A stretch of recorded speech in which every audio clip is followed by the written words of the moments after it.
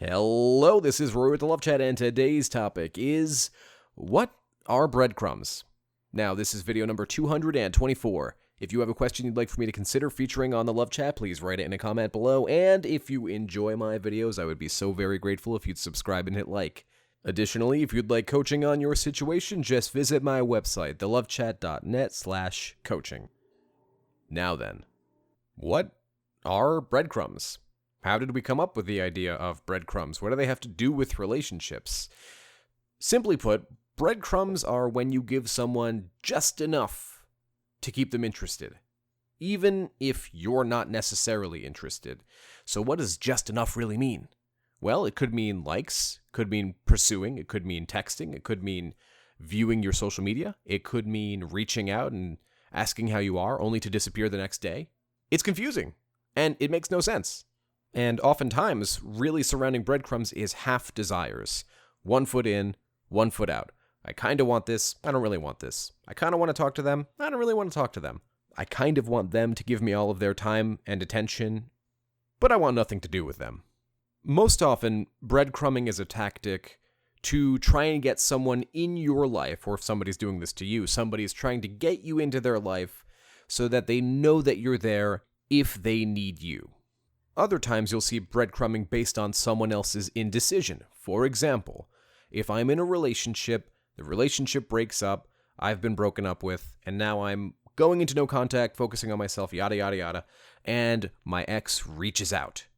And I'm like, holy crap, it's finally happened, it's time. Hey, how are you? How's life been? And then they disappear. And I'm left there, sort of just like, but what did I do wrong? What happened? Well, in that scenario, and this has happened to so many of you, in that scenario, you didn't do anything wrong. The problem with breadcrumbing is that there's an implicit deceit that comes with it. You don't necessarily know how you feel, and you reach out to somebody before you're ready to really experience how you feel, or you want them paying just enough attention to you so that you know, should things not go your way, you can pick them right back up. It's almost like you're establishing them in your life as an orbiter. It's sort of the ultimate form of being non-committal. The problem with breadcrumbing is that it leads someone on, and it's not always malicious, and that's sort of the worst thing about it. Because sometimes it's not coming from a place of I'm leading you on, it's coming from a place of I don't have my feelings figured out yet.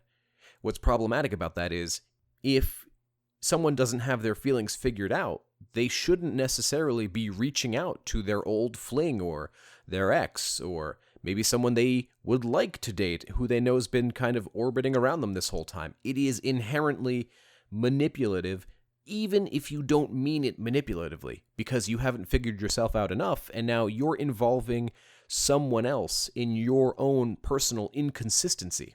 So some more examples of what breadcrumbing can look like can be random messages out of nowhere.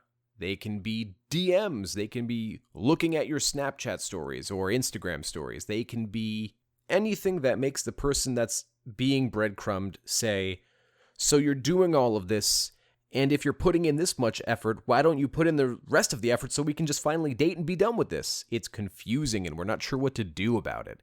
And it's sort of that feeling of, are they interested in me? Are they not interested in me? And what do I do with the information you've given me? More often than not, breadcrumbing is done to somebody who's been broken up with, and usually the dumper will breadcrumb the dumpee because they don't want to be with them, but they don't fully want to let them out of their life because, well, what if something goes wrong? What if I need them? What if they move on? I don't know that I want to fully commit to my choice, but I also know that I don't want to be with them at this moment. Breadcrumbing sucks. Being breadcrumbed sucks. And if you're breadcrumbing somebody, acknowledge that you're doing it and do your very best to stop it. One of the most harmful things you can do to somebody is lead them on when your interest is either not fully developed, because now you're taking your indecision and preventing someone else's ability to heal. Now, if you're being breadcrumbed, the best thing you can do, ignore them. It's not worth your time. The only type of contact we are interested in is if somebody directly messages you and has things to say and sentences and words. Now, if they reach out to you and send you a direct message and you respond and they disappear or ghost you, it's most likely a breadcrumb, but not always, and sometimes you'll hear from them again sooner.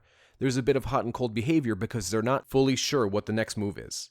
They haven't fully thought out how they feel, and they don't really have a next step, and so sometimes breadcrumbing is simply a result of poor planning or poor exploration of how we're actually doing. But don't let your ex's inconsistency, or perhaps your partner's inconsistency, mess with your ability to love yourself.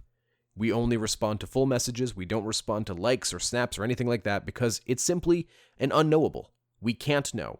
And so the way that we cut down on breadcrumbs and having to deal with them is simply by not playing by the rules.